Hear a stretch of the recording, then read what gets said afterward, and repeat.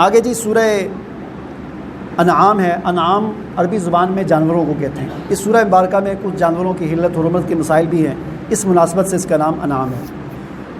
اصل میں اس سورہ مبارکہ میں زیادہ تر جو چیز بیان ہوئی ہے وہ عقیدہ توحید، دعوت توحید اور شرک کا رد جو ہے وہ اللہ تعالیٰ نے بیان کیا ہے.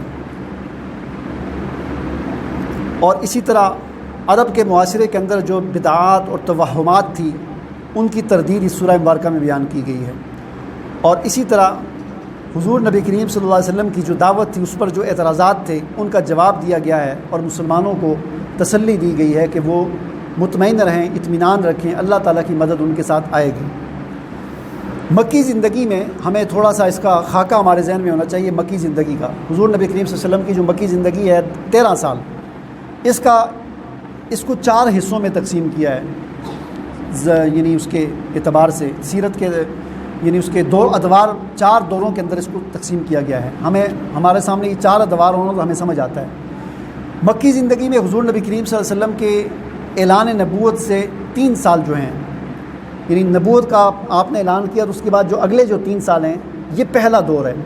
اس پہلے دور میں حضور نبی کریم صلی اللہ علیہ وسلم انفرادی طور پر لوگوں کو دعوت دیتے، سرعام اسلام کی دعوت نہیں دیتے. انفرادی طور پر ایک سے ملے، اس کو ملاقات کی، اس کو کہا کہ میں اللہ کا نبی ہوں، یہ میرا پیغام ہے، اللہ کا پیغام ہے، یہ توحید ہے، یہ اصل، یہ صحیح ہے، یہ غلط ہے، یہ حق ہے، یہ باطل ہے. انفرادی طور پر لوگوں کو ملتے. حضرت خدیجہ کو ملے، ان کو دعوت دی، وہ مسلمان ہوگی. حضرت علی کو ملے، حضرت ابوبکر صدیق کو ملے. اس طرح ایک 3 سال تک حضور نبی کریم صلی اللہ علیہ وسلم نے اس طرح دعوت. اس کو کہتے ہیں مکی زندگی کا پہلا دور. یہ 3 سال ہو گئے. اس کے بعد پھر آگے 3 سال کے بعد دوسرا دور شروع ہوتا ہے. دوسرے دور میں حضور نبی کریم صلی اللہ علیہ وسلم کو حکم ہوا کہ اب آپ سرعام دعوت دیں. چنانچہ حضور نبی کریم صلی اللہ علیہ وسلم کو اس صفا پر چڑھے، وہ جو مشہور واقعہ ہے، سب خاندان والوں کو بلایا اور کہا کہ میں تمہیں کہوں اس پہاڑی کے پیچھے سے کوئی لشکر آ رہا ہے، تم یقین کرو گے؟ تو انہوں نے کہا کیوں نہیں یقین کرے گا، آپ نے کبھی جھوٹ ہی نہیں بولا.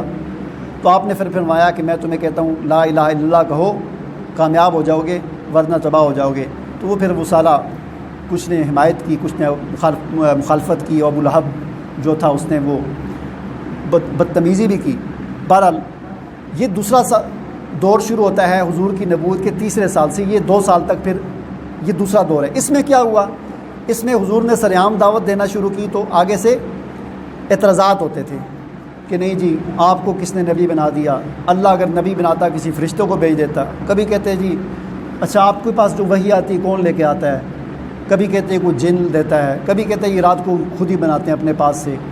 کوئی کبھی مذاق کرتے، کبھی جگتیں لگاتے. مطلب جو ان سے ہوتا تھا توہین آمیز رویہ، مذاق اور مطلب رد دلائل، یعنی کوئی اس طرح زبانی کلامی جتنا کچھ وہ کر سکتے تھے. 2 سال تک یہ چلتا رہا. 5 سال ہو گئے. 5ویں سال سے آگے تیسرا دور شروع ہوتا ہے. اس تیسرے دور میں پھر تشدد اور ظلم و ستم کا آغاز ہو جاتا ہے، اور تقریباً صحابہ کرام کی تعداد، مسلمانوں کی تعداد 40-50 ہو جاتی ہے. اور پھر ظلم و ستم شروع ہوتا ہے.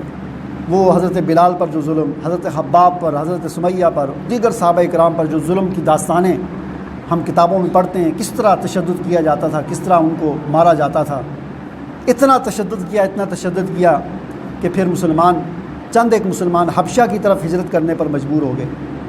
تو یہ سن 5 سے لے کر آگے 10 تک یہ زمانہ ہے تیسرا دور ظلم و ستم کا.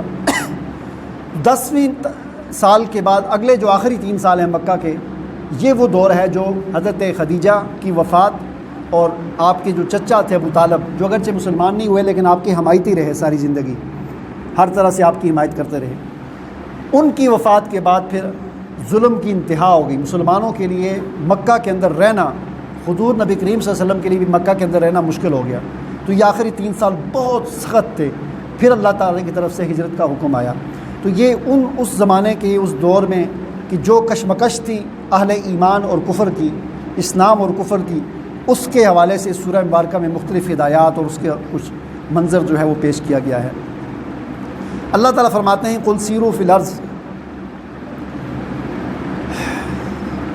ثم انظروا کیف کان عاقبۃ المکذبین. سیر و سیاحت کرو زمین میں.